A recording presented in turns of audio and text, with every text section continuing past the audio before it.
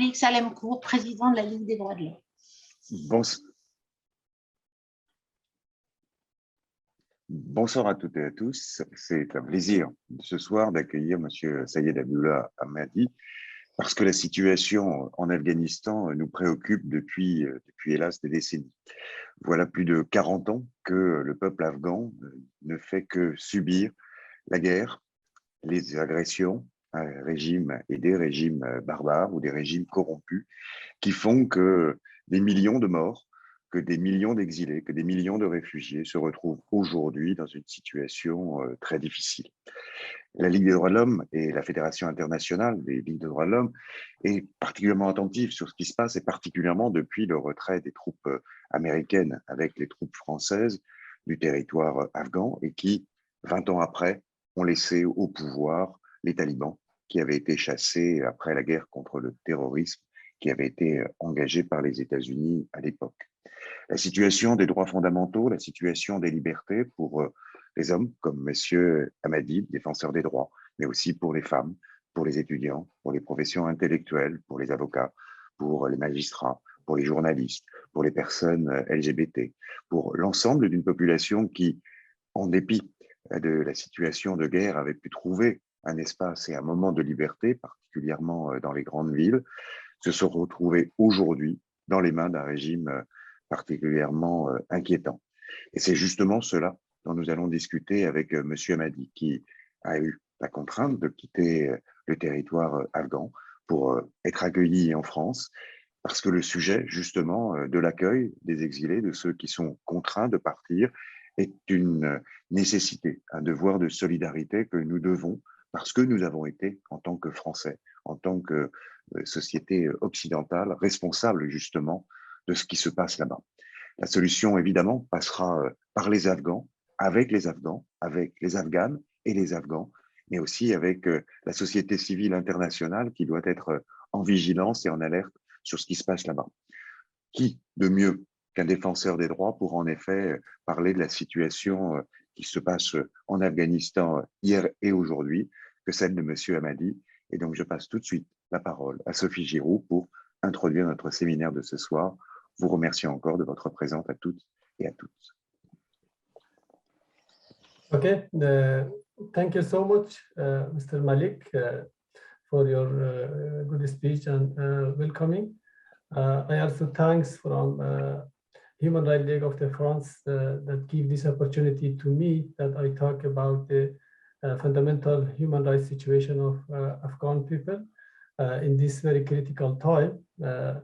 And I also thanks from Sofia that provide this opportunity, as well as from Mario, Christian, and Malik, that they accept that I present about the situation in this important webinar.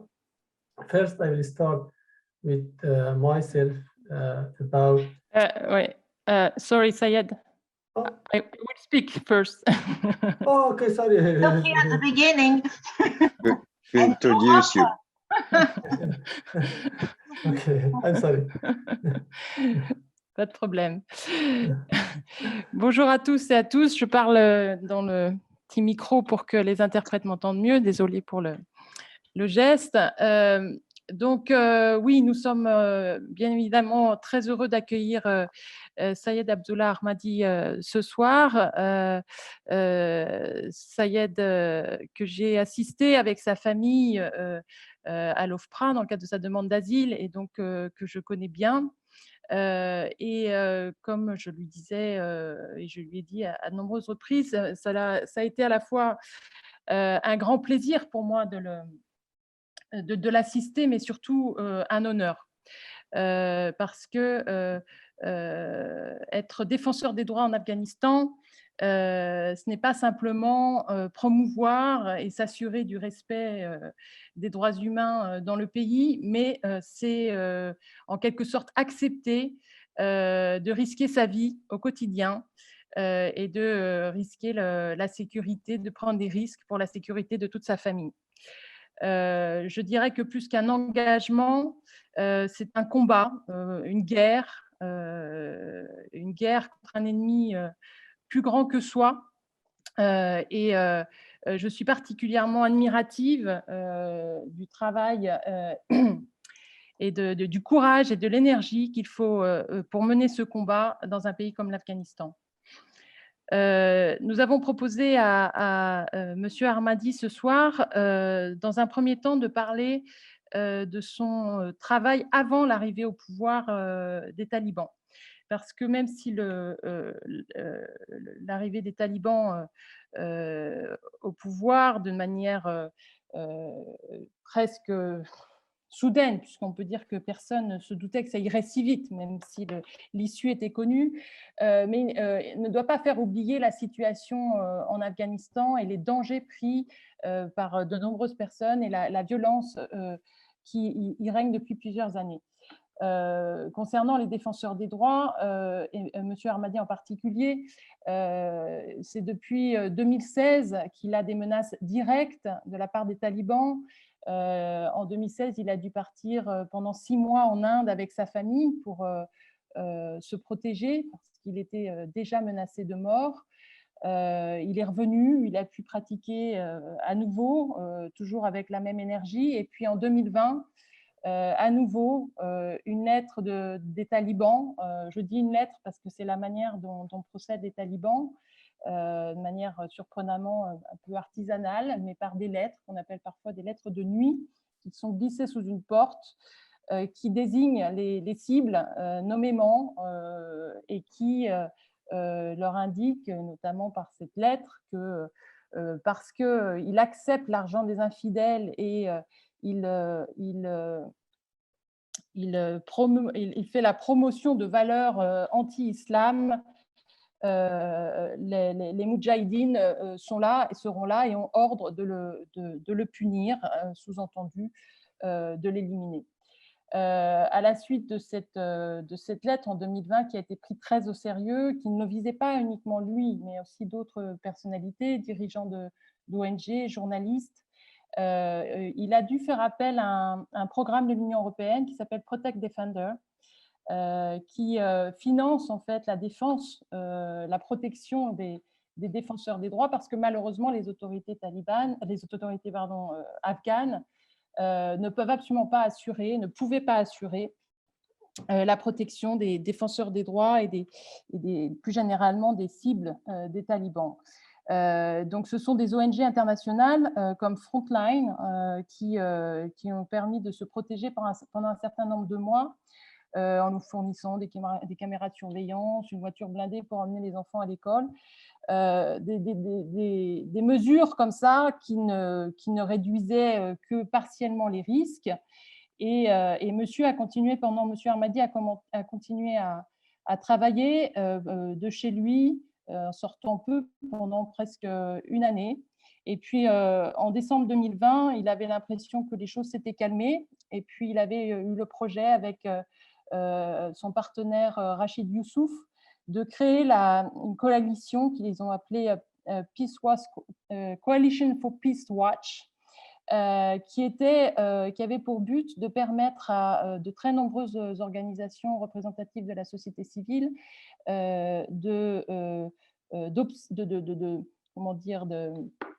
d'être observatrices et de s'assurer de l'expression de la société civile dans le cadre des négociations de paix.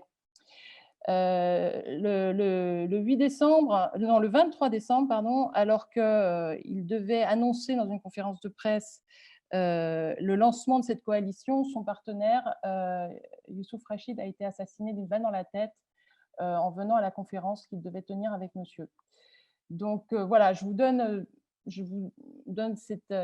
explique cette situation parce que c'est bien sûr d'une extrême violence. Et M. Ahmadi a dû quitter l'Afghanistan précipitamment en 15 jours et a pu, grâce à ses contacts au sein de l'ambassade de France et le soutien de l'ambassade de France, hein, qui a été très efficace et lui a émis un visa. Il a pu partir, et aussi grâce à la FIDH qui l'a soutenu financièrement, qui a permis de payer les billets, parce que quitter une vie en Afghanistan en 15 jours, c'est difficile et c'est compliqué. Donc, il a pu bénéficier de ces aides et arriver en France en janvier 2021. Voilà, donc je tenais à préciser un petit peu le parcours de monsieur jusqu'à son exil en France, parce que c'est important de comprendre, c'est pas pour ceux qui ne sont pas des spécialistes de ces situations et qui ne suivent pas des demandeurs d'asile, de comprendre ce que représente le travail de défenseur des droits dans un pays comme l'Afghanistan.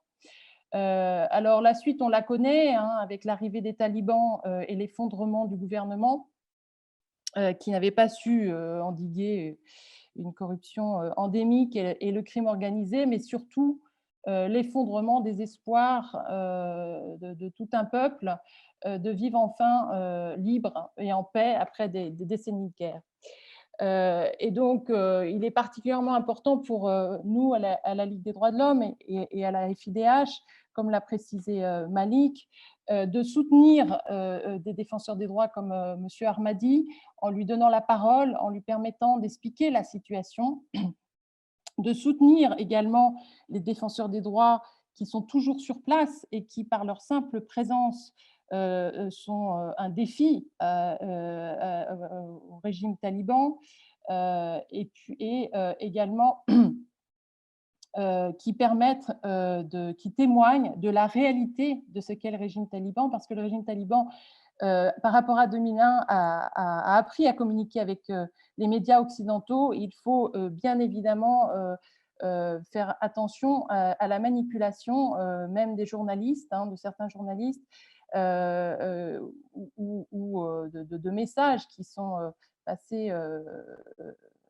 Enfin, voilà, donc ce que je veux dire, c'est qu'il faut bien garder à l'esprit que la réalité du régime taliban, loin d'avoir changé, le régime est constitué des personnalités les plus extrémistes et pour beaucoup d'entre eux, de criminels de guerre.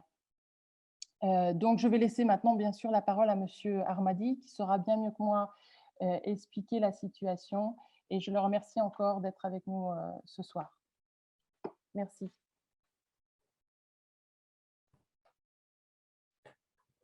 Thank you so much. May I talk? Yes, please. Okay. Thank you so much. Bonsoir, everyone in the meeting.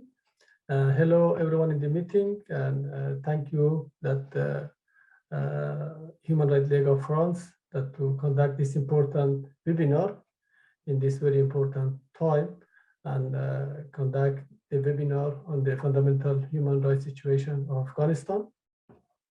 And thank you, Sofia, for the giving information about my background and situation that I had before. And thank you for all of your support during our asylum seeking and supporting us and give advice for me and my family. And also I should thanks from the Navio Christian that at the beginning, that when I came to the France, she helped me and my family to introduce to her colleagues in France, as well as FIDH, Federation for International Human Rights. Mr. Ahmadi, please speak slowly for the interpreter. Okay. I also thanks from FIDH that they also helped me from the time that I was in Afghanistan, as well as the time that I arrived in France, and I always be connecting with them. And they was one of our main supporters, especially Mrs. Gisu Jahangiri. As Mrs. Sofia Giroud speak about my background, my previous work, and how I worked in Afghanistan before, and how I arrived in France, and how now I am in the situation, I will directly go to the human rights situation or fundamental right of the Afghan situation in the current time. You know that before that, we also had some challenge and problem for the fundamental right, for the freedom, for the civic space in Afghanistan. But after the 15th of August 2021, when the Taliban take the control of Afghanistan, the situation completely changed at one night.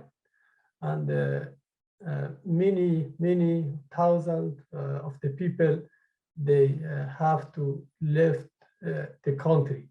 Many of the Afghan citizens, including the human rights defenders, journalists, lawyers, judge, women activists, and many other, they have to leave the country after the controlling of the country with the Taliban. We all know that the human rights situation get in very difficult and critical situation after 15th of August.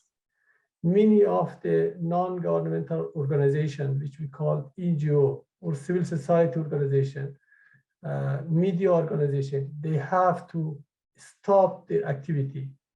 Many of them couldn't continue their work, or they have to change their situation of work to do self-censoring.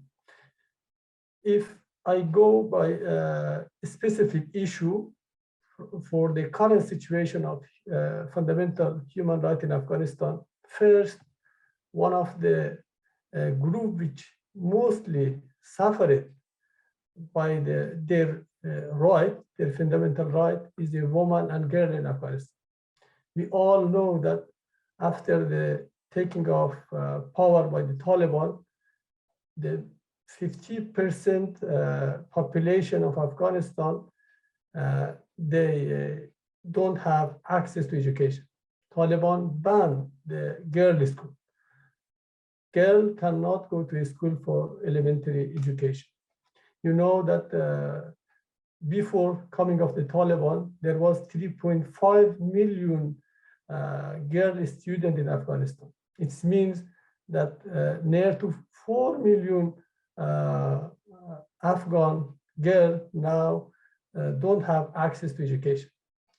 And as well as in the University of the Kabul and in the university in Afghanistan, the student of male and female, they separated from each other. The professor for the university and in the school, the woman teacher and the professor, they didn't allow to teach. The woman not allowed to work. The woman not allowed to sport in the public. And many challenges for the woman as a half population of Afghanistan. Out of that, human rights defenders, journalists, they are daily facing the challenge and problem. I have reported that many human rights reporters, many journalists, they detained, they tortured, they face with the money problems. But we all know that there are not human rights monitoring mechanisms available in Afghanistan to provide daily report about the situation, to provide that what is going on for the fundamental right of the people. But from the people that I have connect with them in the many provinces, in the many districts, in the daily basis, I heard that they are facing with the many challenges. Taliban searching the house of the human rights defenders, journalists, judge, women activists, and other group. They detain and their family cannot visit them. We know that many of the organizations, they stopped their activity. They couldn't continue their work. You may also hear that because of the education, because of the human rights, many times the women demonstrate in Kabul and many provinces, but they're faced with the violence from the Taliban side. They are living in a very difficult situation. But Taliban, they always says we change, but we know that they didn't change. Still, they didn't allow the woman to work. They still didn't girl to educate. And we also have experience of the bombing and attacking of the girls' school by the Taliban before they taken the control. The last event that they attacked the girls' school in Kabul, around 84 girl was killed and more than 200 was injured before that taking the school. At the beginning, there was against the education of the girl as one of the fundamental rights for the citizen. For the other side, the minority group, ethnic minority and religious minority, they are also facing with the challenge. Their basic human right is violated daily by day. We have a report, the lands of the many ethnic group in the many parts of Afghanistan, in north, in south, in central part of Afghanistan, was taken by force from the Taliban group and distributed to their soldiers or to their people that they supported to capture in Afghanistan. If we also look in the cabinet of the Taliban, the structure of their government, we can see that majority of them is from the Taliban group, and more than 50% of them is the people that they are in the blacklist of the United Nations. For example, the Interior Ministry of the Taliban, Interior Minister of the Taliban currently, Anas Haqqani, he is a person that his name is in the blacklist of the UN. He's a person that the United States put a huge amount price to capture him or to life or death.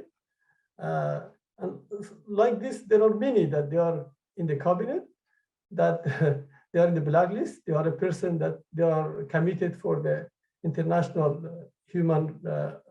international criminal, and they are committed for the many human rights violence in the past. And they was involved to managing many of the suicide attacks in Afghanistan. Or for example, one of the governor of the Taliban in central part of Afghanistan, we call Bamiyan, is a person that who was involved in the massacre of the Hazara in the Yakaulang.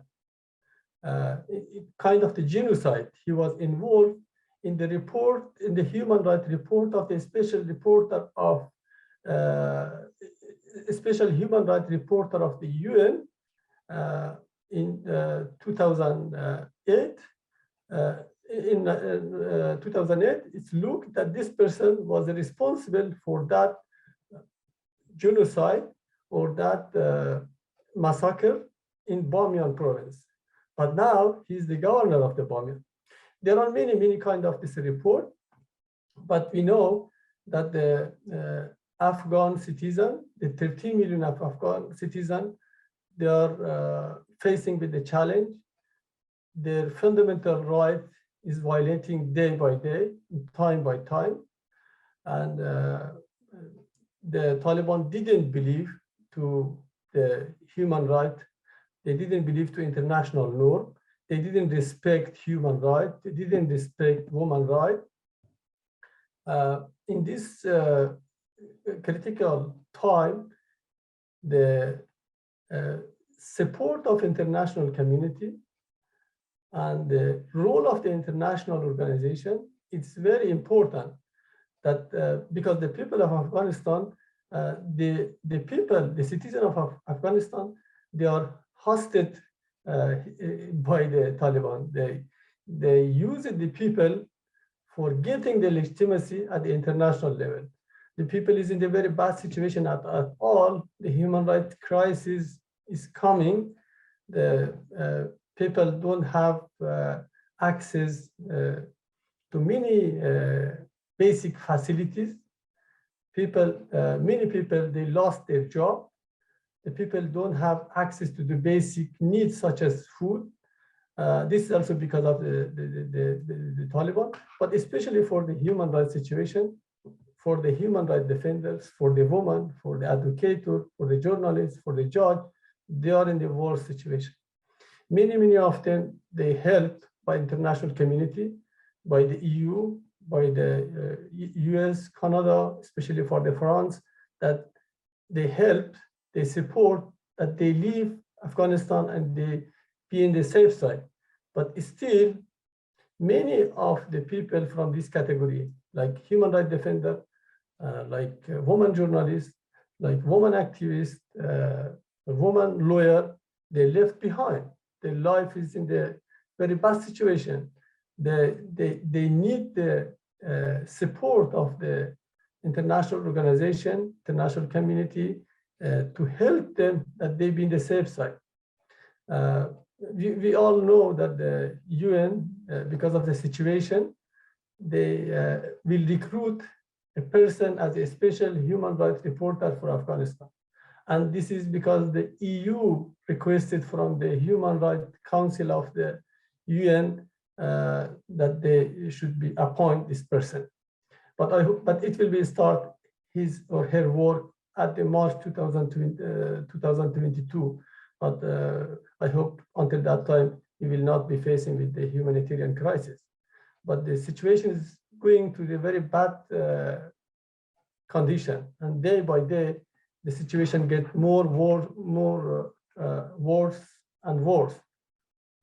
The civic space, like compared with the last year, it's in the very bad situation. Civic space is repressing, fully shrinking. The freedom of speech is banned. The woman is not allowed to participate in the TV drama. The woman is not participate in the public gathering. Generally, if we focus for the woman don't have access to their basic right. They don't have access to economical, cultural, political, and social right. They fully marginalized. They should stay at their home. And this is the situation that now we are facing in Afghanistan. The organization that they was working for the promoting of the human right and democracy value, they are not allowed to work in this time. Only the NGO and organization that they provide the humanitarian service, like distribution of food or kind of that, they are allowed to work. The other organization, such as women organizations, such as human rights organization, they are not allowed to work. They are always facing with the problem. Hundreds of the civil society organization, their office is closed and their activity is banned. Thousands and thousands of the human rights defenders, women activists, and lawyers, and many activists, they have to leave the country, and now they are living in exile in the European country, in the other part of the world, or in the neighboring country of Afghanistan. But by considering this situation and the shrinking of the civic space or violation of the human rights day by day by the Taliban, the human rights activists, women activists, they didn't stop their work for the protecting and promoting of the human rights. In the exile, in the neighboring country, in the this situation, they also continue to work for promoting of the human rights. For example, I, in the France, with the help of my friends, such as Human Rights League, such as a colleague like Sofia, I always try that my voice raised for the promoting of the human rights in Afghanistan. I raised my voice to protect human rights inside Afghanistan. And in this situation, the people like human rights defender and this group like women activists, they need support of the international organization such as Human Rights League, such other organization, FIDH, in France or in other countries of Europe that help this group of the people that they can raise their voice. They can do for fundamental right of their people by their support, because you know that the people like me and like other activists, we are in exile. We don't have office. We don't have access to many facilities. we need the support of you and this kind of organization to help us that we can help our people inside Afghanistan. But if I give you example about the human rights situation in Afghanistan, there are many. If I talk more and more, it will be not finished. From the human rights situation, there are numbers of the violence that is happened and committed by the Taliban, from the torture, from the killing of the women activists, from the detained of them, for the human rights activists, the same, for the minority group, the same, for the journalists. For the journalists, the day before yesterday, I was directly in the communication with the free journalist that he was participated in a food distribution program, which is the food was supported by one of the European countries in Kabul for the woman. But he was, as a journalist, he went and take some photo. But then the Taliban came and take his mobile and release all the photo and beating him and take him in the, put him in the car. And he was in the detention for 6 hours, and they hit badly that person, and all part of his body become dark. And yesterday he had an interview, but also maybe that make a problem for him. This was one of the example of the civic space situation in Afghanistan. That was the day from the day before yesterday. But we have many of human rights violence that happened out of the Kabul, out of the big cities that never reported. Many people is disappeared, that the people they was worked with the previous government. But the situation is a very dark situation. It's a very difficult situation for the citizens of Afghanistan, for the human rights defenders, for the freedom of speech, for generally for freedom, for the democratic value, for the human rights value. And we are in a very difficult and one of the darkness situation in history of our country. But I think it's better that I answer to question than if I talk. If there be any question, I will be more than happy to respond.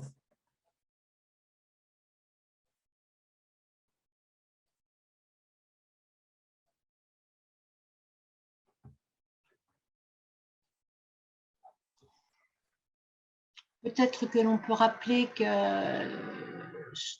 tant sur Facebook que sur Zoom, on ne peut pas donner la parole compte tenu du nombre de participants, que vous pouvez poser vos questions par écrit, tant sur Facebook que dans le question-réponse qui est en bas de votre écran sur Zoom. Selon les écrans, c'est marqué question-réponse ou c'est marqué Q&R. Malik a levé la main pour poser une première question. Justement, pour lancer le débat, merci encore de ce panorama très inquiétant, évidemment. Nous savons que la situation est dramatique là-bas, mais j'avais une question sur la situation entre les villes et les campagnes. En gros, est-ce que l'espoir qui avait pu émerger à Kaboul, par exemple, mais aussi dans quelques autres villes d'Afghanistan, amène une certaine résistance face à la régression des talibans, ou est-ce que la situation est la même, c'est-à-dire que la pression et les attaques sont les mêmes dans les villes et dans les campagnes?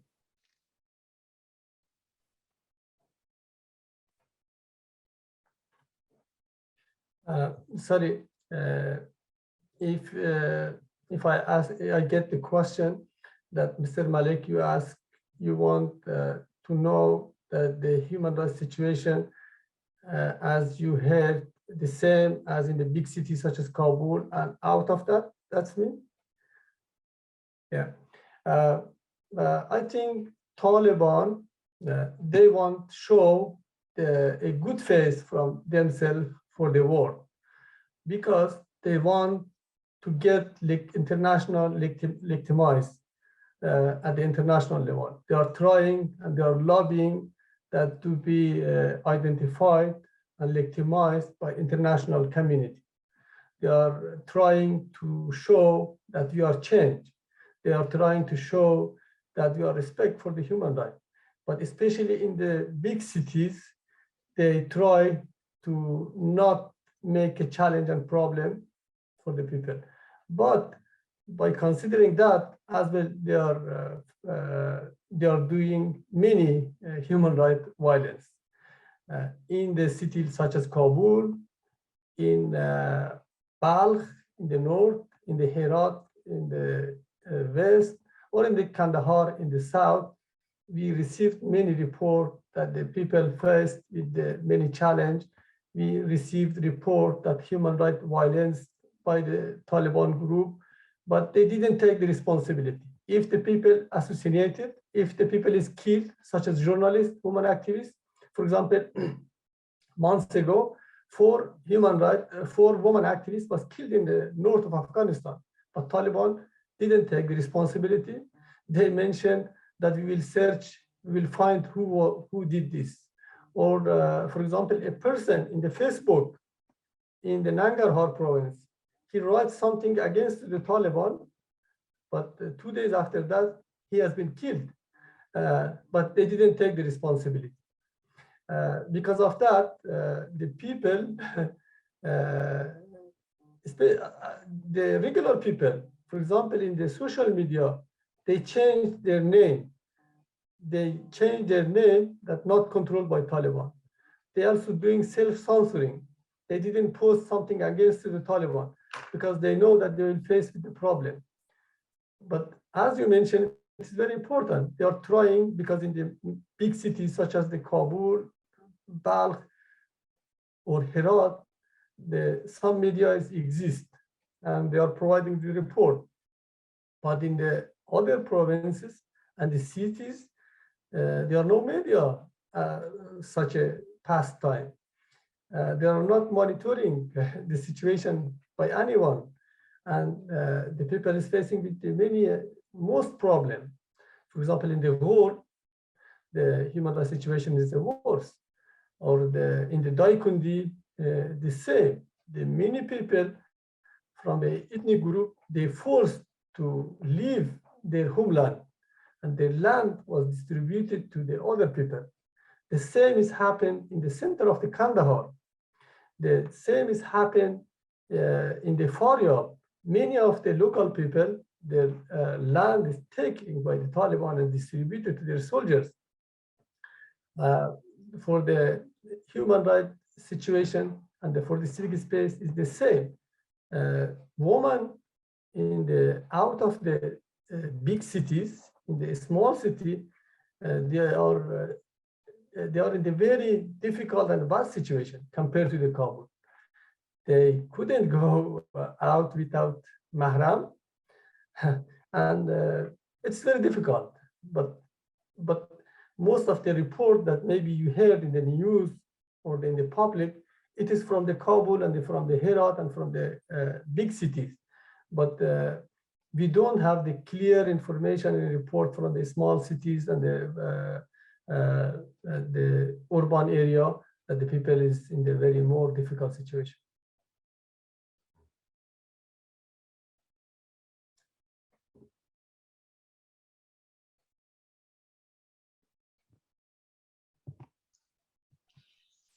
Excusez-moi, j'ai une question sur Facebook. Il y a quelque chose de troublant dans le fait qu'il n'y ait personne là-bas pour s'opposer à ce taliban. Cela veut-il dire que la population serait plus ou moins d'accord avec les dits talibans, ou est-ce la loi du plus fort?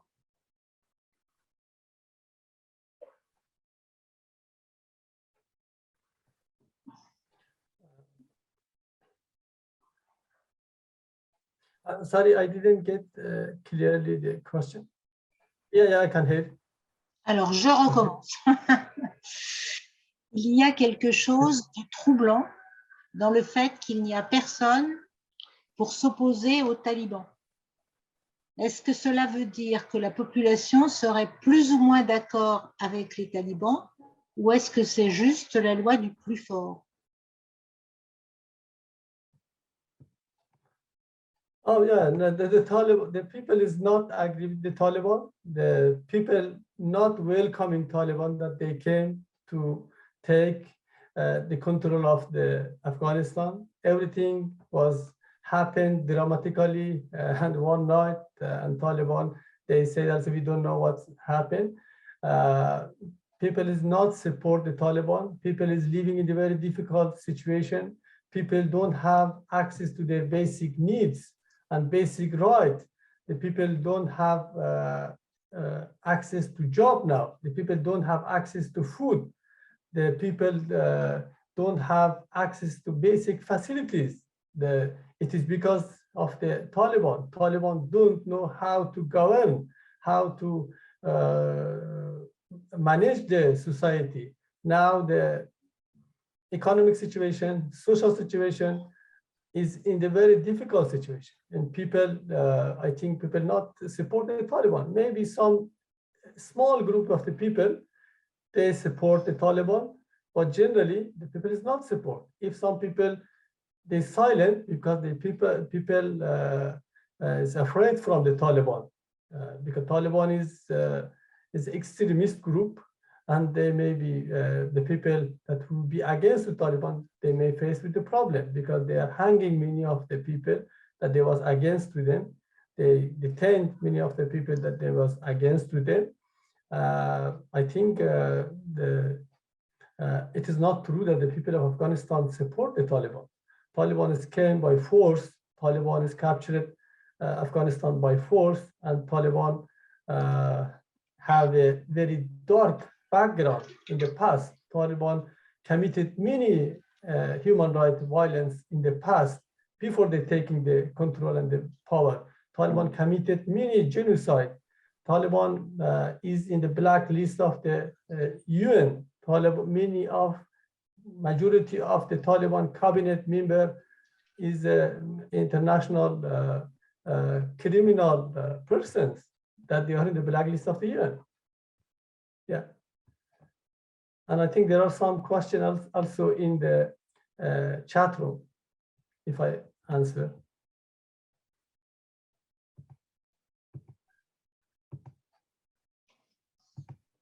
On le saura plus tard.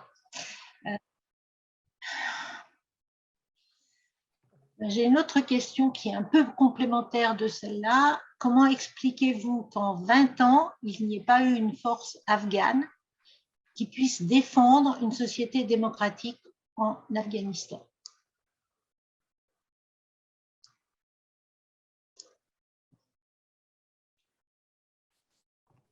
Sorry? For the 20 years? Okay. If I get the question, your question is that after 20 years, how the Taliban dramatically changed in the democratic view? I think. Non, c'est pas la question. La question, c'est pourquoi n'y a-t-il pas d'une force démocratique qui a pu être mise en place en Afghanistan depuis 20 ans, depuis le départ des talibans il y a 20 ans?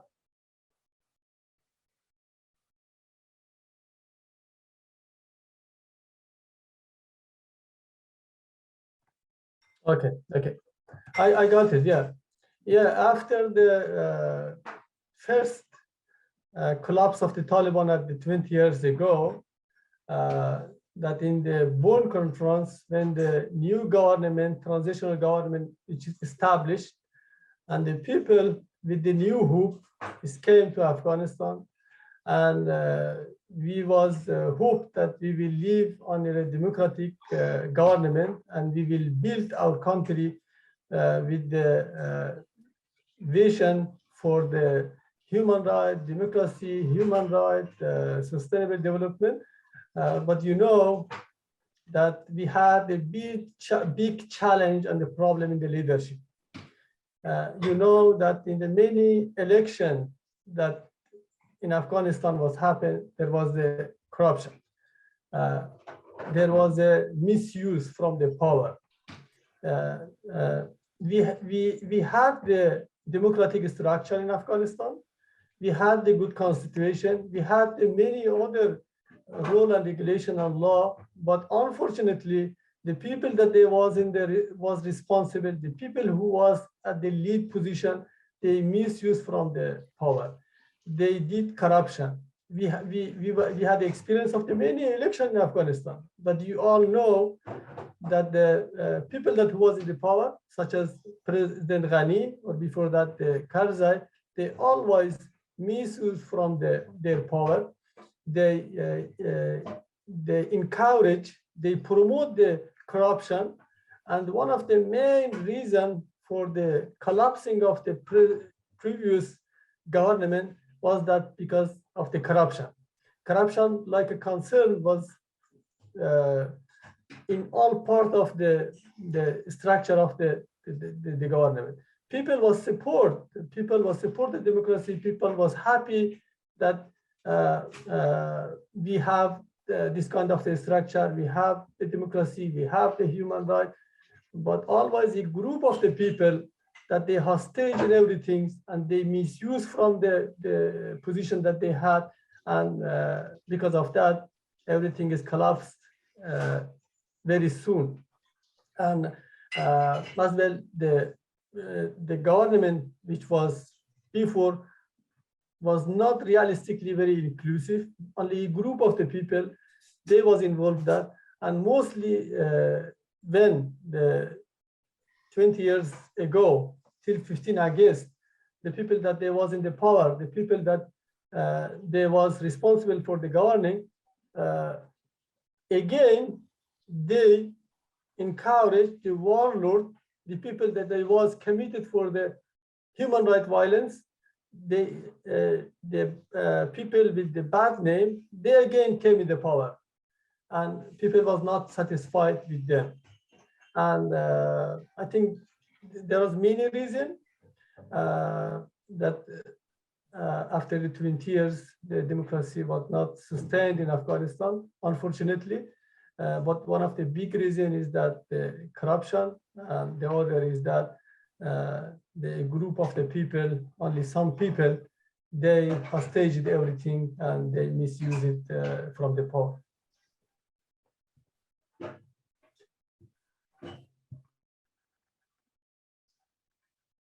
Merci, Monsieur Abadi. Une autre question se croit à notre présidente d'honneur, Françoise Dumont.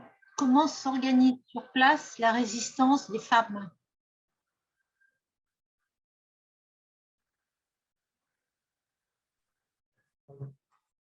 How organization currently at the current situation?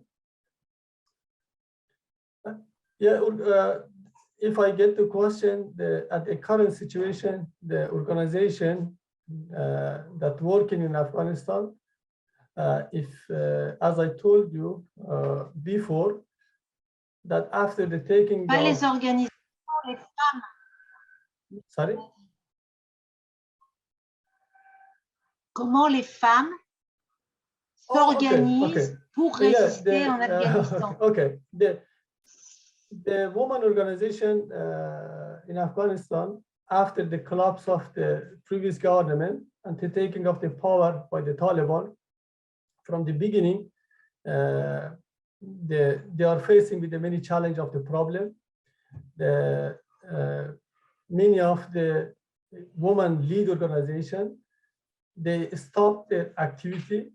They have to postpone their project, their work, but officially also Taliban announced, especially for the NGO, for the non-governmental organization, they announced that the organization who are led by women, should introduce one person as an acting director until the new role and regulation.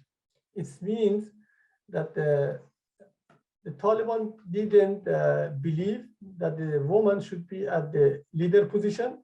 The woman should be lead an organization.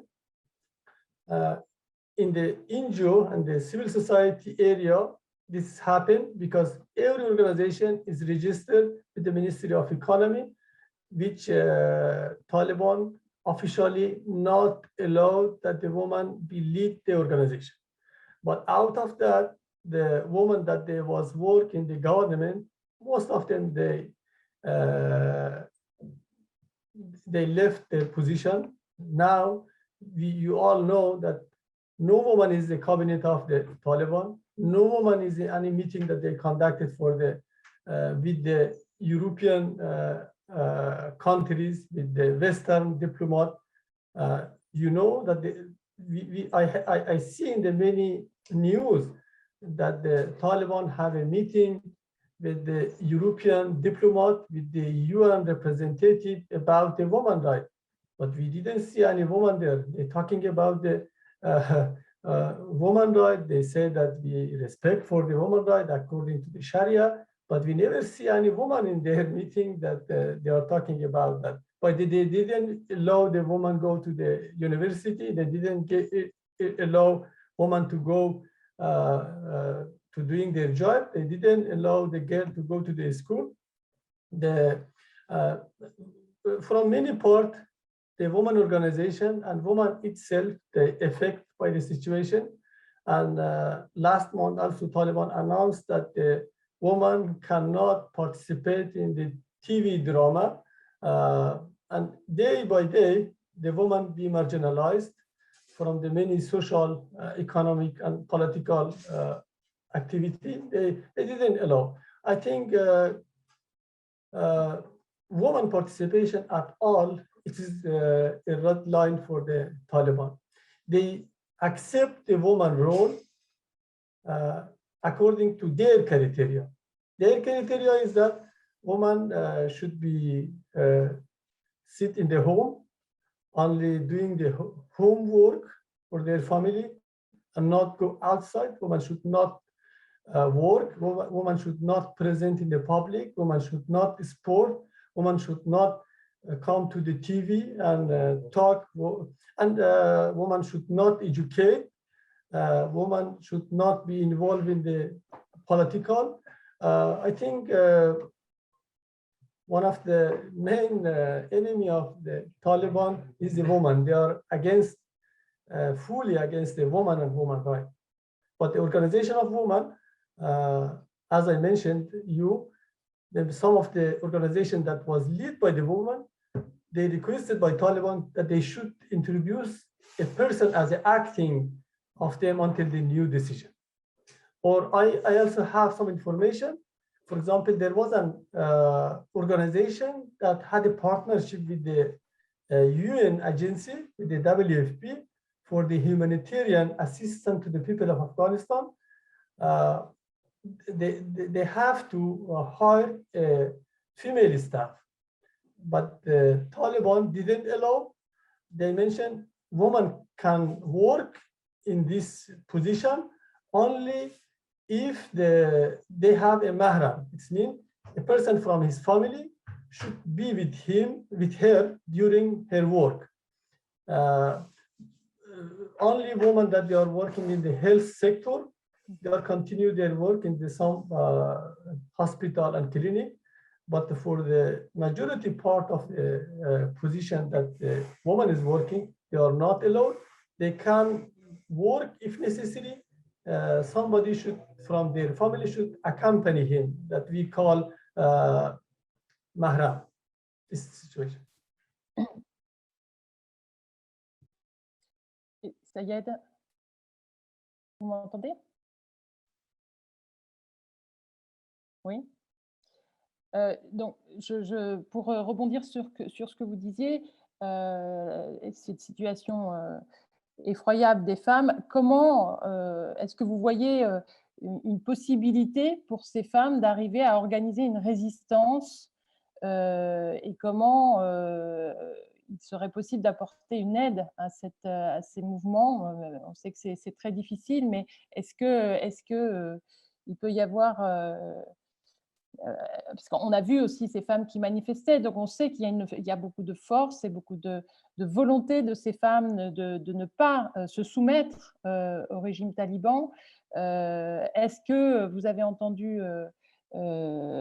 parler de mouvements underground qui se formeraient, et comment on peut éventuellement aider des mouvements de femmes depuis l'étranger?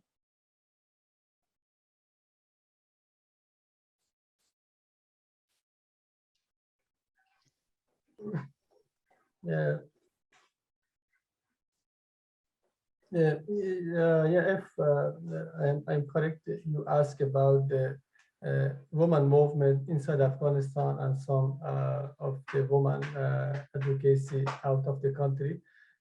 Yes, women inside Afghanistan not very mobilized, but we was witness of many women demonstration inside Afghanistan against the Taliban. Many of women group, they conducted many demonstrations. They participated in many demonstrations for their fundamental right, for their education, for about their freedom, about their right for the education. But you know that it's response by violence from the Taliban side. Women is only group that after the 15th of August, their voice is raised. They are very hero that participate and raise their voice for their rights and against the Taliban behavior for violating of their right. Many of the women out of the Afghanistan also, they did some advocacy, but for kind of this voice, for the support of this group of the women inside Afghanistan, it's need to support of the international organization. It's need the support of the international community as well, that they hear the voice of this group of women. They support and they echo their voice. They should pressure the Taliban group to respect for the woman right. You know that when the woman demonstrated in Kabul, the Taliban with violence respond that woman many times, but beside that, Taliban make a group of the woman by burqa, by hiding of their face, a group of the uniform woman with the uniform clothes, the black uniform. They came in the streets. They slogan to support of the Taliban. They slogan to support from the Taliban woman right violence, and they also use from the some of the democratic method to support themselves through the woman. This is also a challenge, but generally woman is a very difficult situation. Woman not give up. Woman is the only group that they raise their voice, but it's still not enough international support from international community, from international organization, from the UN for the woman right to hear the demand of the woman in Afghanistan. I think for the echo the voice of the woman, for the mobilize the movement of the women in Afghanistan, it needs the international support. It needs the support of the human rights activists and the human rights organization out of the Afghanistan.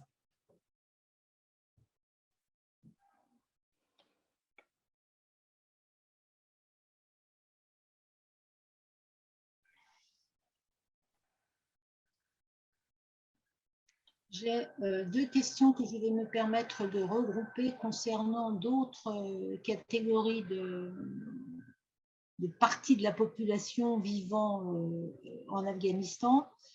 D'une part, qu'en est-il des Hazaras? sont-ils encore plus menacés et victimes de violations depuis l'arrivée des talibans? Et même question sur la communauté LGBTI.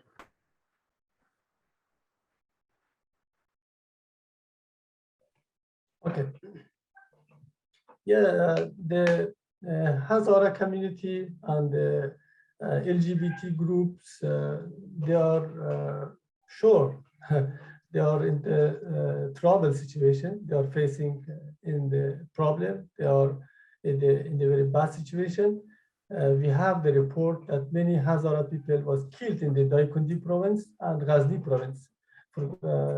Around near to 18 people from the Hazara community was killed in Ghazni province because of their ethnic, and thousands of the Hazara people from the Daikundi province, they have to leave their homeland, and their land was distributed to the soldiers of the Taliban.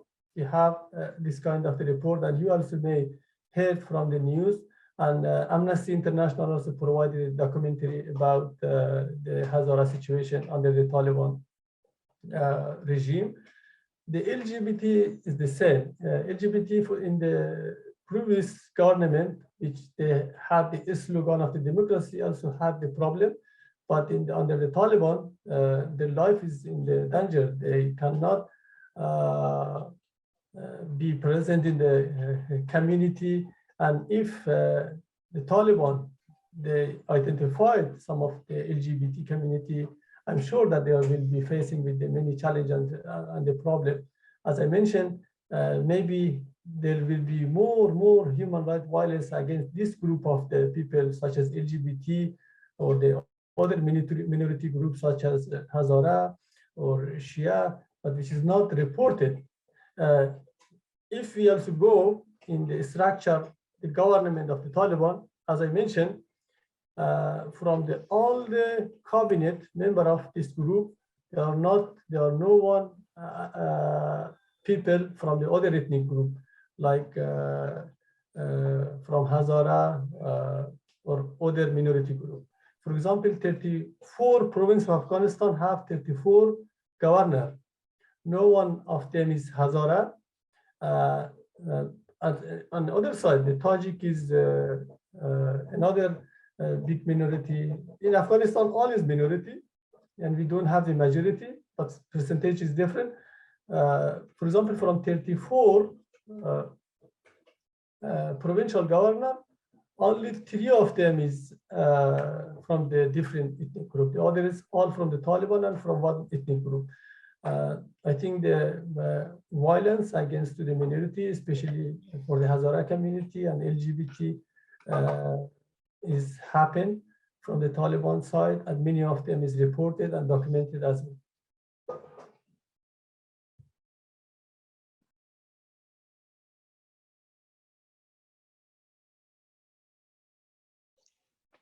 Alors, nous avons une question qui intéresse beaucoup les militants de la Ligue des droits de l'homme,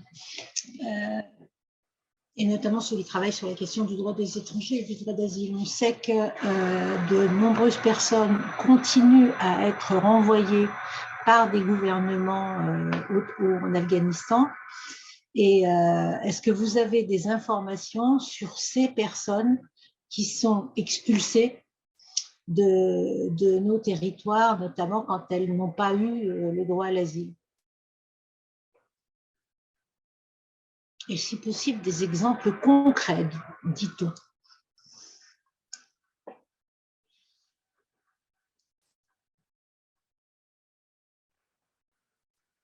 Okay, about the asylum seeker from Afghanistan, the people that they came after the August 2015, or some people that they become left Afghanistan before that. If I talk about the people who become asylum seeker after the controlling of the Taliban in Afghanistan, you know that thousands of the people, near to 100,000 of people, they leave Afghanistan, and still the living of the country by the citizen is continued. Any people that they are able to leave, they leave Afghanistan. Many of them now is in neighboring countries such as Iran, Pakistan, Uzbekistan, Tajikistan. And many of the people, they evacuated to the European countries, to the Canada, to the USA, or to the third countries such as Emirat, Albania, Macedonia, Azerbaijan, and this country for the transferring to the European or the American country.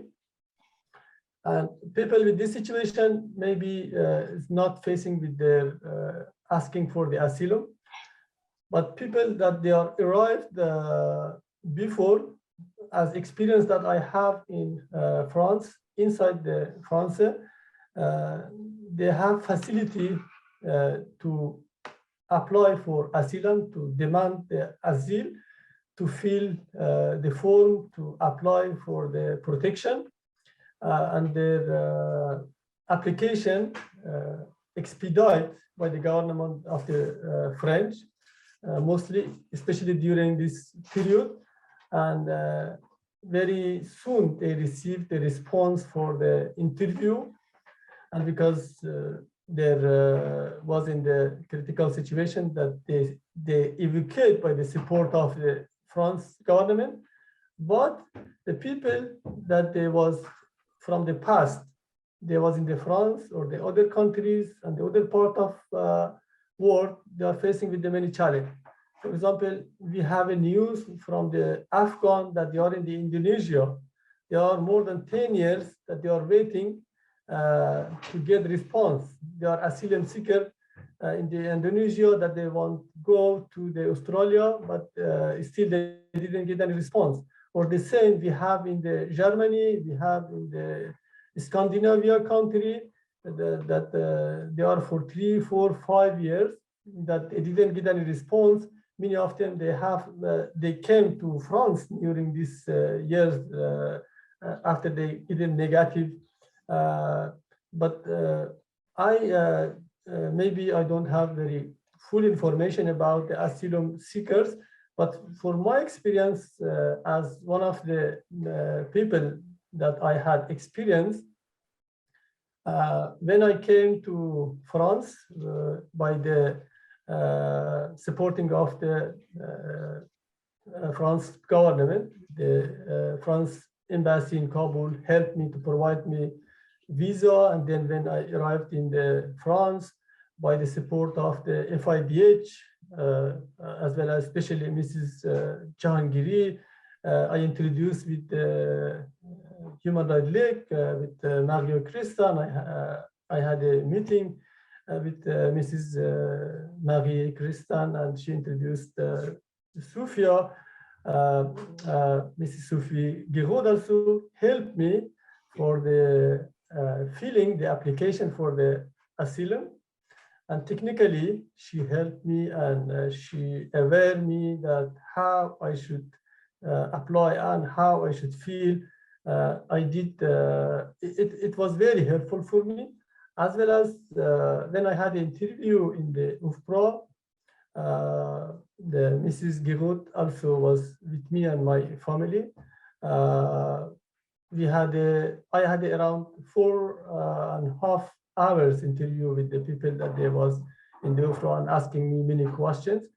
But after that, after a month, I received the response, the positive response that they accept me as a refugee and they provide me international protection. As one of, as my experience, it was the normal, and I didn't face with the specific problem. Yeah. Thank you, Abdullah, and thank you for your nice words to me. One part of the question was whether you heard of Afghan people who were not protected in France, asylum seeker who couldn't get protection and had to and were deported to Afghanistan, actually. So either from France or from countries around Afghanistan, especially in Iran. We hear about deportation.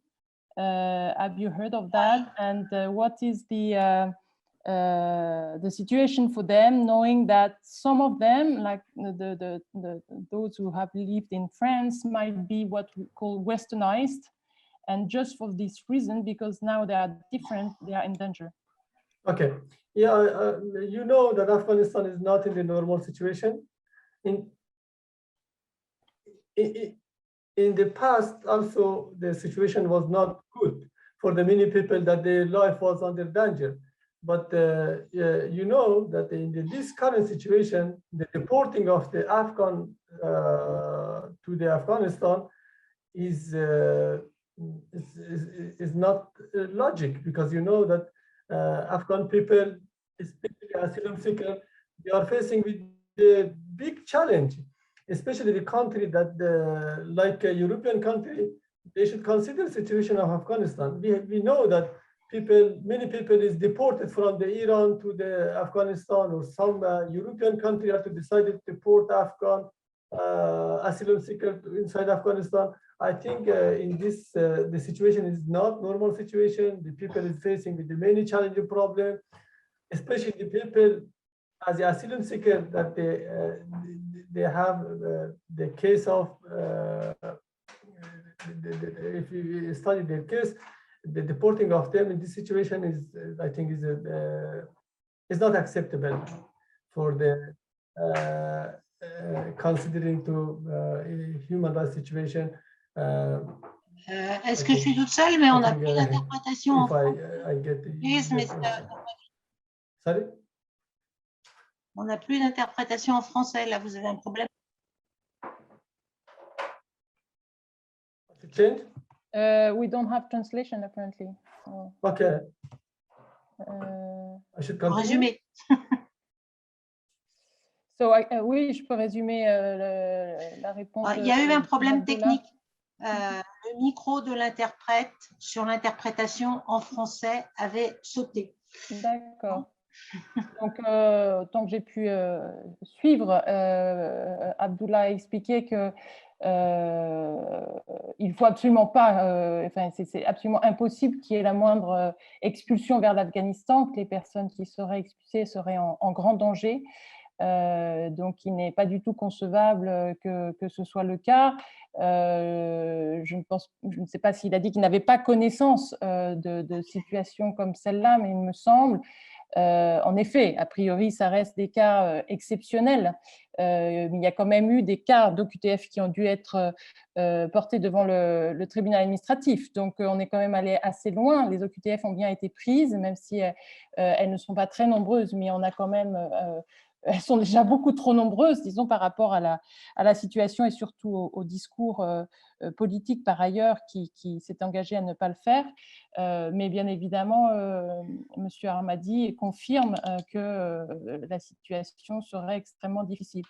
Abdullah, as to Westerners, Western people, when they are in Afghanistan, because at the court right now, one of the reasons for protection is that for people who are asking for a new examination of their demand, you know, who have been rejected, but they can ask a reopening of their file.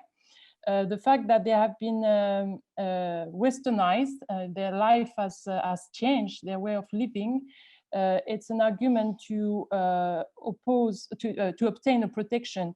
Do you confirm that currently people who have lived for 3, 5, 7 years in Europe would be in danger if coming back to Afghanistan? I think in this situation, the life of every person in Afghanistan generally is in the danger. You know, if we see from the humanitarian side, the people don't have access to the basic right. But for the people that they are westernized, the people that they believe to the democratic value, the people that they came in the Europe with the modern idea, the people, for this kind of people, I think Afghanistan is a dangerous place. Afghanistan is mostly a place that I'm sure that they will face with the challenge and the problem. But from other side, from the humanitarian purpose, also Afghanistan now is a dangerous place for everyone. and you know that but this group of the people that they are living in the Europe for the 7, 5, 8, 10 years, I think if they return or deport to Afghanistan, I'm sure with this situation they will face with the challenge and the problem. Thank you. Christine?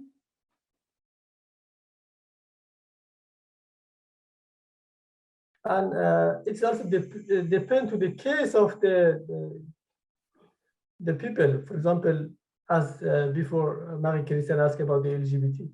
If this group of people is deported to Afghanistan, I'm sure that they will facing with the problem.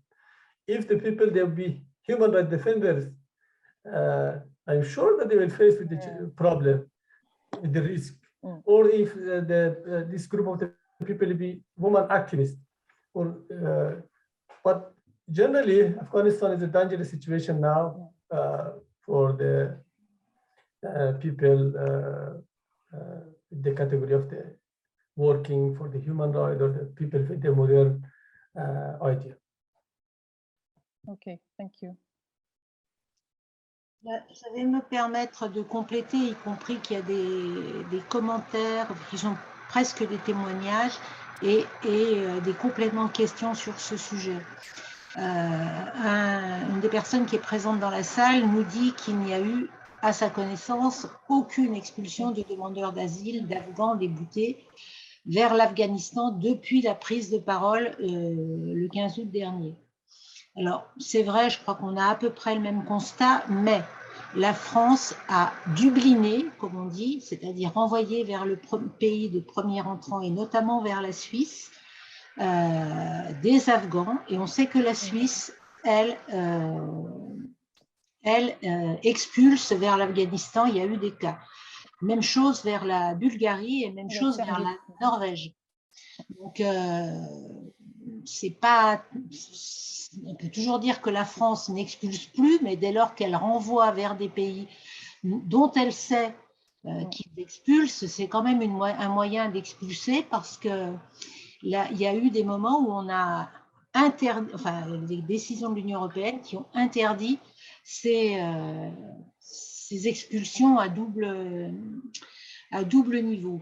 Et oui, il y a quelqu'un qui dit: le préfet de la Manche a bien essayé de converser avec les talibans, mais la personne menacée, ce que j'allais dire en complément, est en centre de rétention administrative, et il y a des Afghans qui sont en centre de rétention administrative avec des menaces d'expulsion sur la tête. Donc, c'est pas aussi clair qu'on veut bien le dire, et l'inquiétude, c'est un des combats que nous menons sur ces questions avec plein d'autres organisations, et nous avons publié une tribune à ce sujet pour dire qu'on était très inquiets sur la situation d'un certain nombre de ces personnes.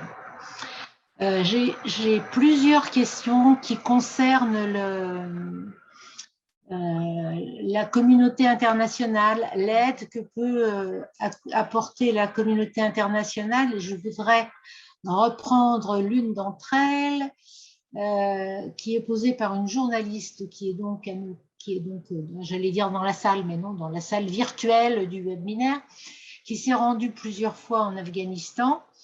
Et elle dit que la réalité, c'est que le peuple afghan est coupé en deux parties, et que ce sont quelque part des Afghans qui affrontent d'autres Afghans. Et qu'est-ce que peut faire la communauté internationale face à cette situation interne, si je peux me permettre d'interpréter la question, cette situation interne en Afghanistan?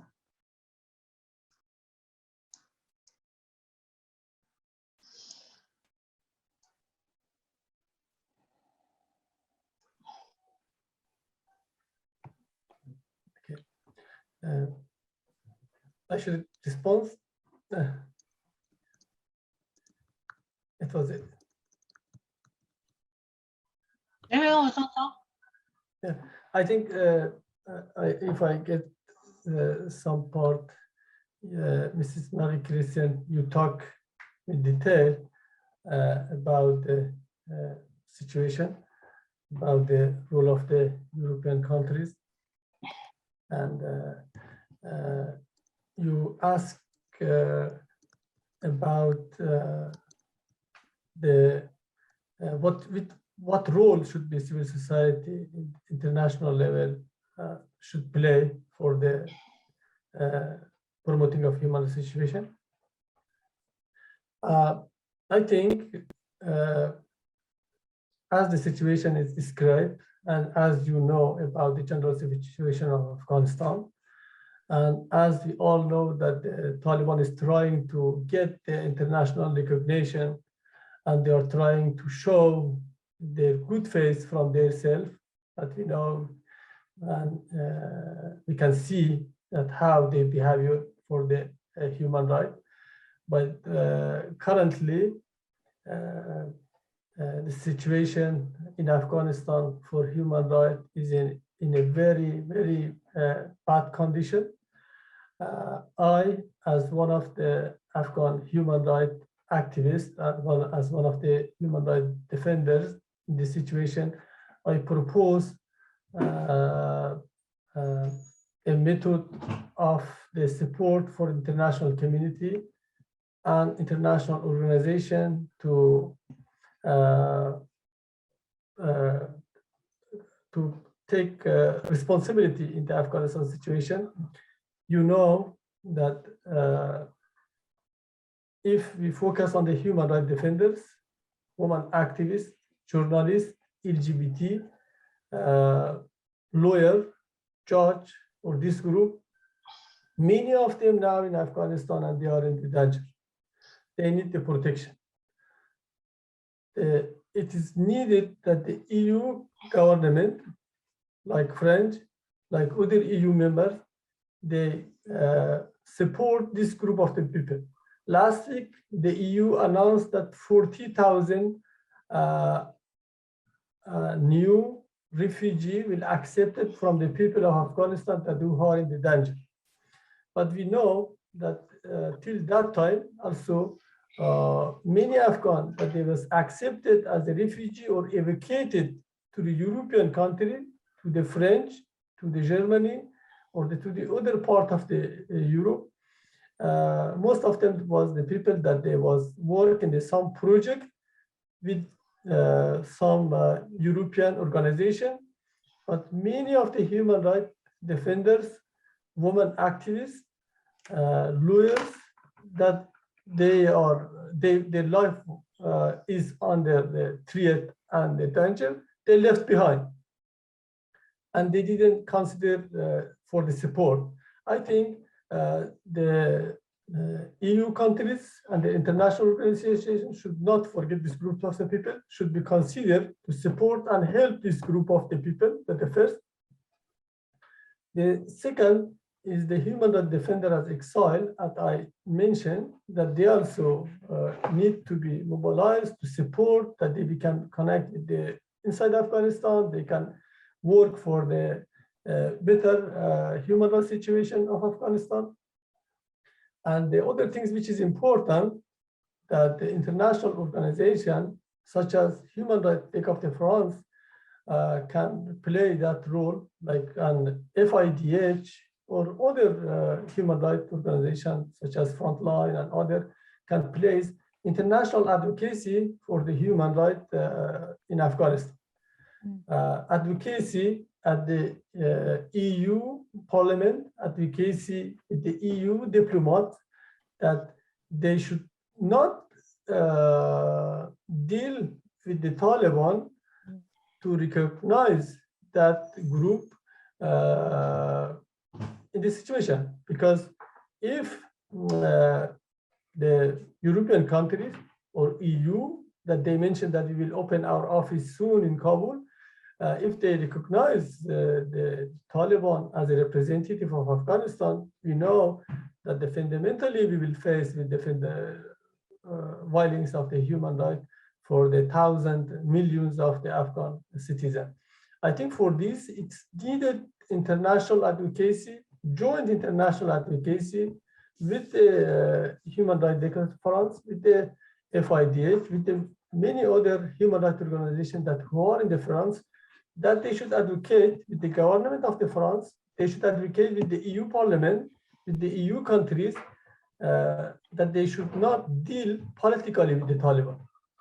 Because Taliban now, they didn't respect the woman right, human right. The woman cannot go to a school.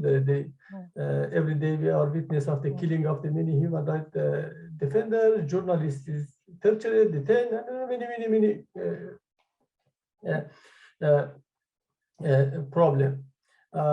And from the others, out of this also, there are some kind of evacuation that was started in the August and still is continue. For this also, international organization can play a role that identify the people that they are really is in the danger and they are really need the urgent support. It is very important because we know that every week many people evacuated from Afghanistan, but many of the people that they are eligible, they are not realists, they couldn't go out from their home, they left behind. For this also is needed kind of the committee to identify this kind of the group of the people that they are at risk. And one thing that is missed, and it's very important in this period of the time, is monitoring and documentation of the human rights in Afghanistan. We all know that currently there not exist monitoring and documentation of the human rights at all parts of Afghanistan. At the past, many organizations was active and they provided the report about the human rights violence in Afghanistan. We know that there was Afghanistan Independent Human Rights Commission. The United Nations human rights part was active. They prepared the report, but currently we don't have the real and correct report about the human rights situation from all parts of Afghanistan. And I also talked with some other international organization 2 weeks ago, and we requested them that monitoring and documentation of the human rights is very important. And we have this potential inside Afghanistan to mobilize some human rights defenders to do this for us, to collect the data, to share with us, to use from the technology. And but we need the support of the international organization and international human rights organization, that this kind of the mechanism should be established, that we be aware about the human rights inside Afghanistan. Otherwise, maybe many human rights violence be happen, and we didn't get any information about.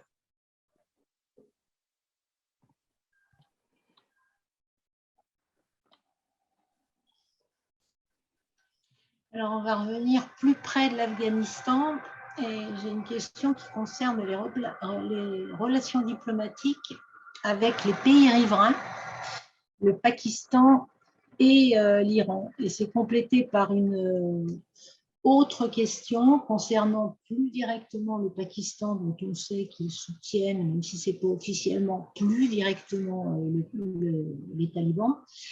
Est-ce que vous pensez que la crise humanitaire peut amener le Pakistan à officialiser ses relations avec les talibans?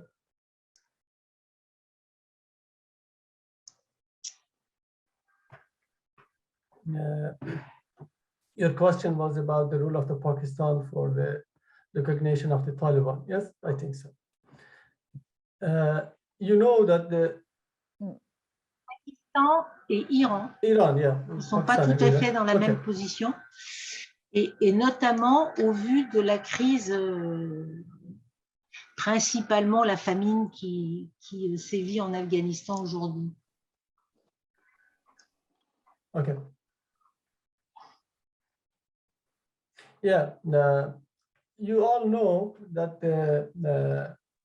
Pakistan and Iran, they are interesting about the Afghanistan situation. They are neighboring in Afghanistan, but we all know that the Taliban, before they take the power, their office was in the Pakistan. They was officially and technically and financially supported by the Pakistan. And Iranian also had a good relationship with some leader of the Taliban. And when the many provinces of Afghanistan was captured by Taliban, there was a report that Pakistani and Iranian, they was involved on that with the supporting of the Taliban. Pakistan is leading and managing the Taliban, especially the Haqqani group and the other leader of the Taliban, their whom is in the Pakistan. They are doing, they take the decision with the consulting with the Pakistan leadership. Iran, as one of the friends or supporter of the China, also is supporting the Taliban. You know that the China, after the withdrawing of the international community and the US from Afghanistan, presence of the China is very highlighted in Afghanistan. They have the economic interest in Afghanistan. The three of the big mine like iron and I forget the name, like lithium in Afghanistan, they are trying to use from that. But Iran is one of their friends with the China that have a 25 years strategic agreement with the China. They are also supporting the Taliban because Taliban, China is supporting the Taliban and Taliban also support by the Iran. The kind of the relation because of interest of the each neighboring country, they are involving with the Taliban. It's very complicated because of the politician, but we know that the main player in Afghanistan is not the Afghan leaders. The Taliban himself is not the main player, or not only the neighboring countries such as Iran and Pakistan is the main group for the game changer. But we know that the China, Russia, US and EU, all they have their interest and they have relation and connection with the Taliban and many groups.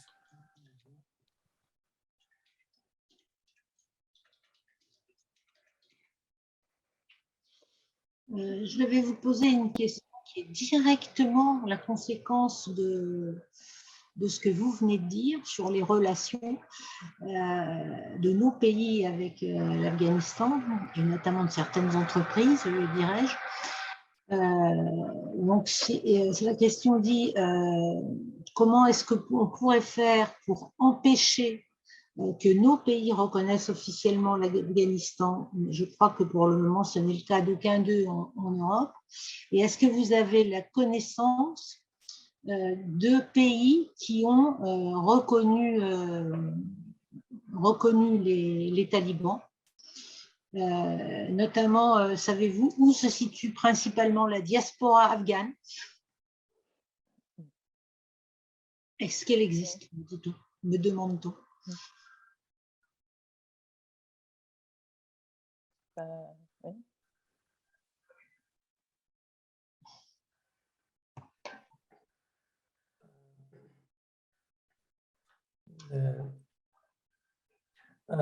I think the question was about the Afghan diaspora and their role for the recognition. Il y avait deux choses. Mais répondez là-dessus et on verra. Je reviendrai sur l'autre. Okay. Okay. I don't use this. Maybe it's better. Okay. I think now the Afghan diaspora is a big community of Afghan compared with the past, and thousands of Afghan citizens, they become refugee during since 15 August. in the many countries such as Europe or the other part of the world. And their role is very important for the advocacy for the human right. You know that from the political aspect, you are in a very difficult situation. Inside, the Taliban take the power and said, we are representative of the Afghan citizen. Out of that, all the diplomatic office and embassies is still taken with the previous government in the all around the world. And out of that, the group of the people like human rights defender, journalists, judge, women activists, they also came to these countries, and they make a new diaspora community with their interest. And but still, the diaspora group is not mobilized very well. Most of them is not settled at the moment, but it is a big potential for the advocacy and lobbying for the Afghanistan affair, especially for the human rights situation.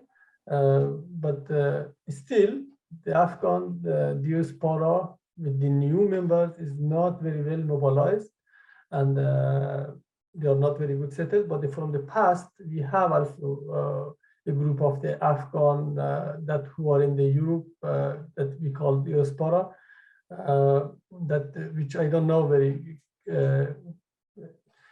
enough information about them.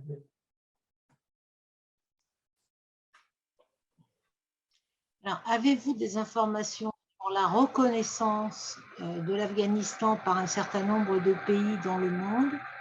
Et un peu complémentaire, je dirais, pensez-vous que la décision... Okay. D'accord. Okay, complementary question, not asked. Okay, okay. About the recognition of Afghanistan by the third country, you know that still no one is recognized Taliban as a representative of Afghanistan. They are tried for the recognition, but still they are not success. You know that the last month, in November, in the UN, also the Taliban requested that they should be recognized as a representative of Afghanistan, but United Nations, they didn't accreditation to the Taliban. Two governments in the world, one was Myanmar and another was the Afghanistan Taliban. The request for the recognition was not accepted by the UN. But maybe Myanmar and Afghanistan have different case, but from the United Nations, they didn't recognize as a representative of Afghanistan in the November 2021. From international side, because of their behavior, because of their act in related to the human right, in related to the woman right, in related to the minority, their main friend and supporter also was not recognized, such as Pakistan or such as the Iran, which was at the beginning, there was it looked like that they will support, or China that always the Taliban request from them that they from China that help the Taliban to recognize in the UN system. But because of their behavior in related to the governance, in related to the inclusiveness of the government, still no one is recognized the Taliban, but they are trying. They are trying to be recognized. They are trying to show that they are changed. They're trying to show that they respect for the human right.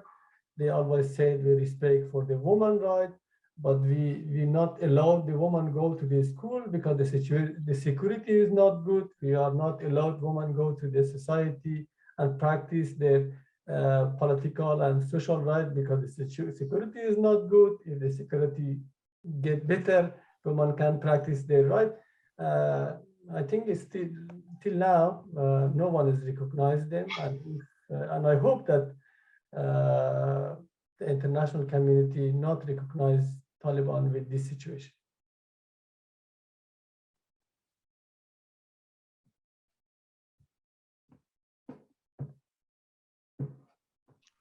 Alors, j'ai plusieurs questions qui concernent les moyens d'influencer les gouvernements pour qu'ils soient maintenus dans leur position, notamment sur le fait que l'ONU ait décidé de refuser la nomination d'un représentant. Est-ce que vous pensez que ce type de mesure, qui pourrait valoir pour n'importe quel ambassadeur d'ailleurs, ça doit être le cas, qui a refusé de nommer un représentant des talibans, est une mesure efficace?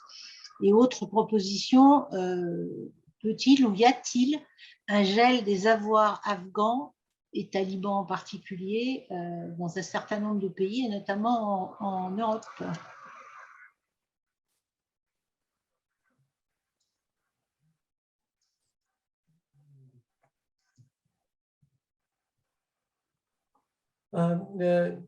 The Taliban is trying to be recognized by the world and also by the UN. As you mentioned, they refused the request for getting the accreditation as representative in the United Nations. But they always give a message to the world that we will be recognized soon by the world. For example, last week they announced that the European Union will be open their office in the Kabul, or some other country they mentioned they will open their office, their representative in Kabul. The Taliban always try to get the international recognition, and one of the big challenges that they are facing, the lack of the money inside Afghanistan. They are requesting from the United States to unfreeze the 16 million, I don't know exactly the amount which is freezed by the United States. The Taliban requested to unfreeze that, and also requested from international community to support Afghan people. But we as a civil society is concerning that the Taliban is misused by the name of the people from this money. Because of that, we always advocate for the helping of the Afghan people in this critical situation, for the people that they are facing with the humanitarian crisis. But this kind of the support and the help to the Afghan people should be done through the UN system and the charity organization in Afghanistan, because the Taliban is not trustable.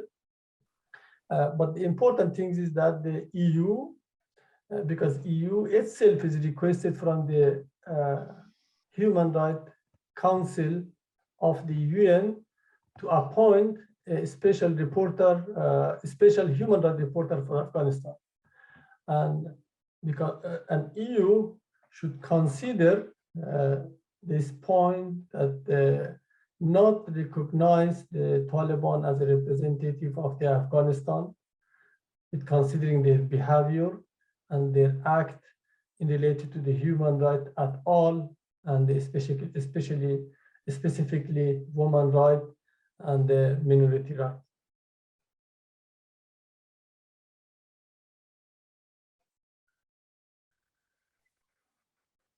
Alors, j'ai une question qui porte sur le rôle de l'État islamique et qui demande, est-ce que vous pensez que l'État islamique est en mesure de menacer sérieusement le pouvoir des talibans?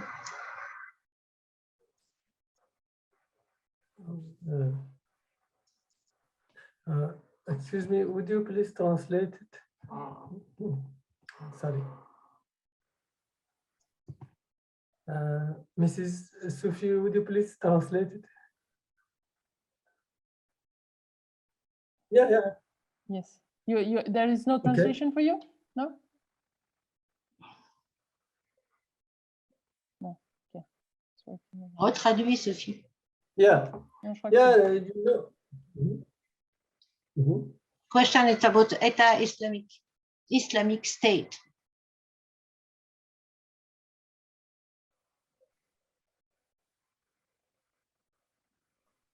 Sure. You know that Taliban is an ideological group with extremist and fundamentalist religious belief. Taliban is a religious group, and their rule and regulation is fully effect from the Islamic Sharia, but Islamic Sharia from the eye of the Taliban, Islamic Sharia by fundamentalist view, Islamic Sharia with the extremist view, because we have many Islamic view that it's different. But Taliban view from the Islam is very fundamentalist as well as extremist.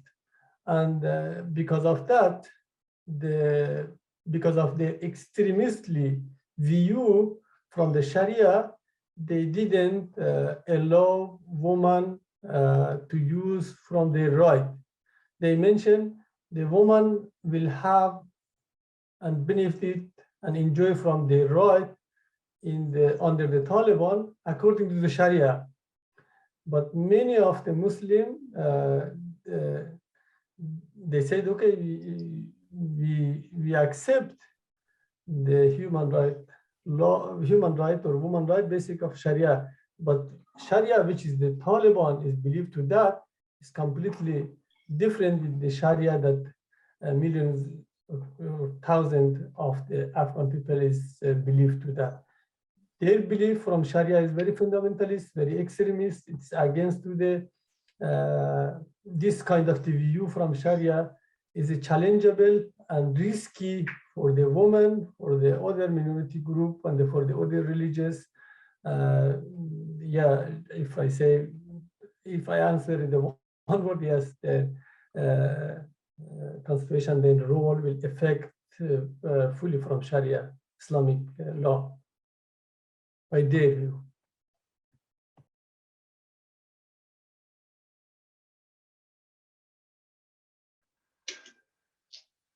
C'était pas tout à fait la question, mais compte tenu de l'heure, on ne va pas y revenir. Je voudrais poser une dernière question. Il y a beaucoup de questions sur le que peuvent faire les droits de l'homme, les défenseurs des droits de l'homme, mais je pense que vous y avez déjà répondu en grande partie. Il y a eu une question, à mon avis, auquel vous n'avez pas répondu du tout, et qui concerne le rôle des Américains. Donc, que peuvent-ils faire comme bilan et surtout,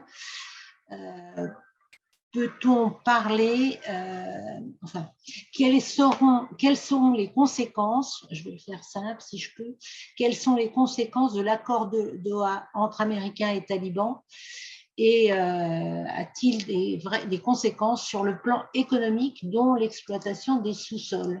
J'ai envie de dire, la réponse est dans la question. Mais...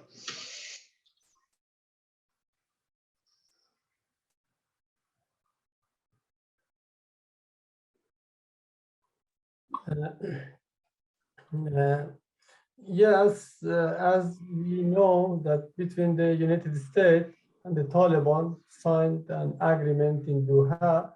The Taliban was agreed that they didn't attack to the American, and they also had, both sides have some responsibility. But based on that, it was supposed that become peace between two Ghani government and the Taliban, and the power be shared between both of them. But when the President Ghani escaped from Afghanistan, the situation completely changed, and Taliban easily came inside the country, and easily they take the Kabul, and all the government was collapsed. But after that, it looked like that the Doha Agreement also is practiced between the United States and the Taliban.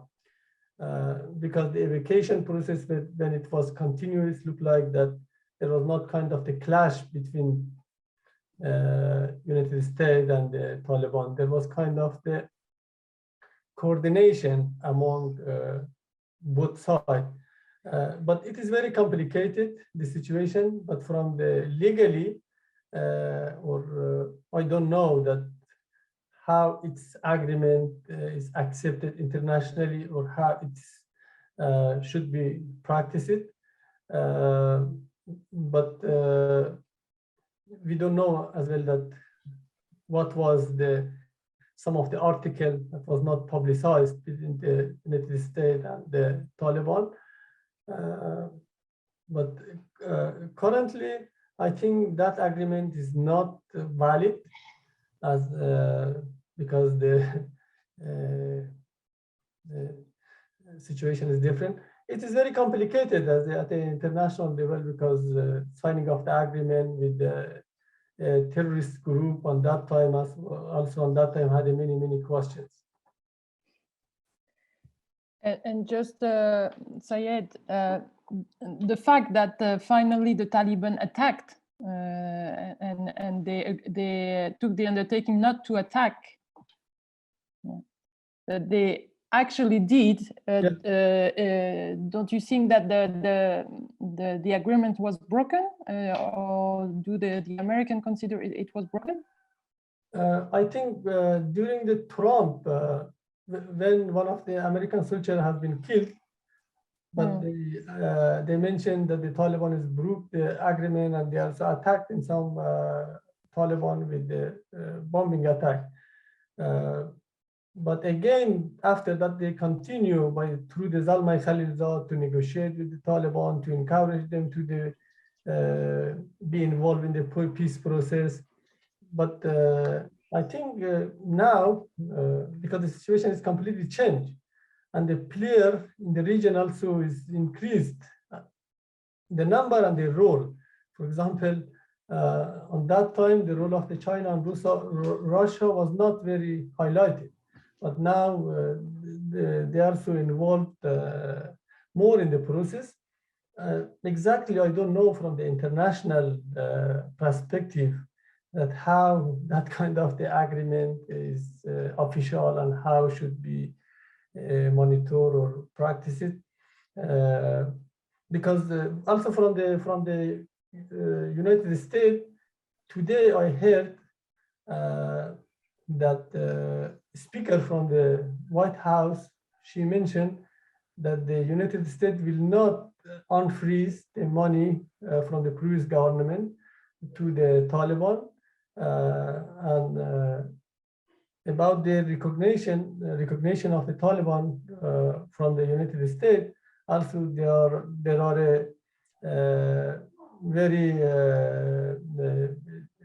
discussion in the United States because it's very difficult. It's a very political issue in the United States, especially that they are closing to the election. If they recognize at this time the Taliban as a representative of Afghanistan, any of the political person in the United States, they will face with many challenges in the public view, and they may maybe they'll be interesting to deal with them and continue that agreement and trying to recognize. But from the political view in this situation, I think they are also facing with this challenge.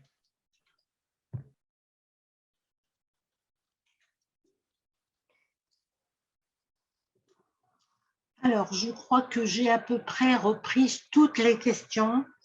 Je m'excuse pour celles qui n'ont pas été reprises dans le détail. Je pense notamment à celles qui concernent le droit à l'éducation.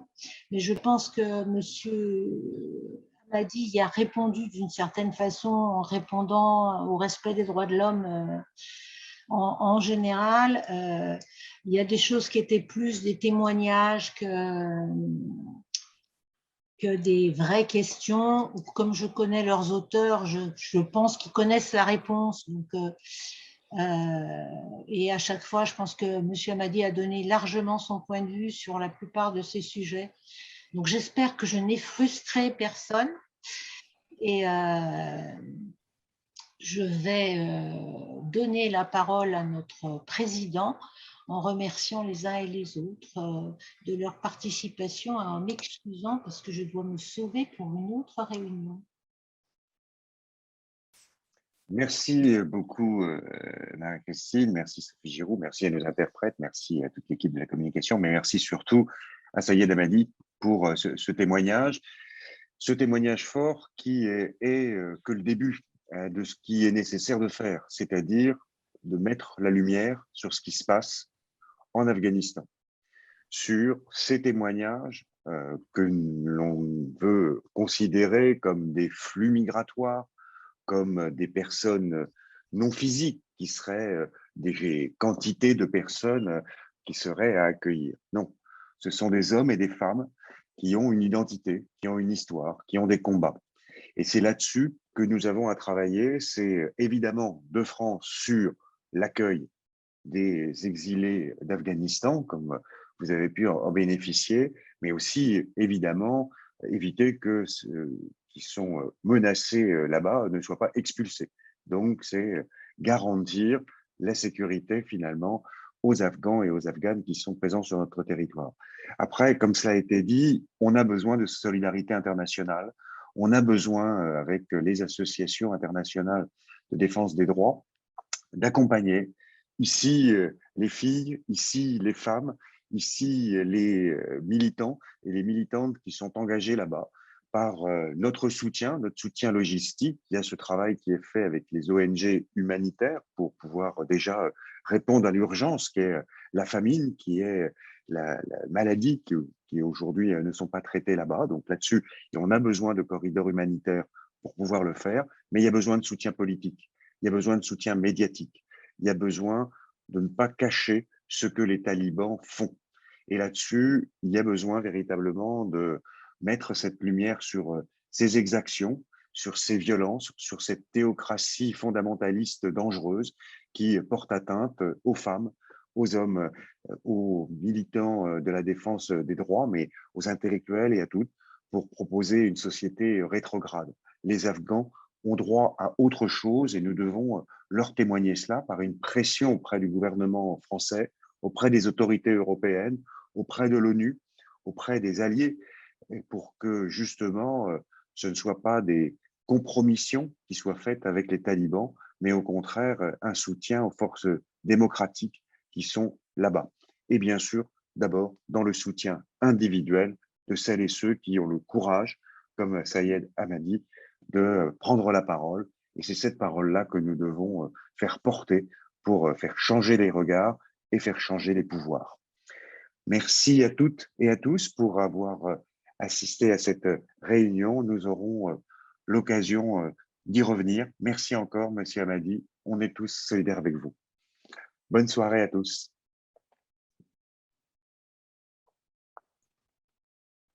Merci. Bonsoir, merci. Sayed. Merci Tilly, merci Claudine.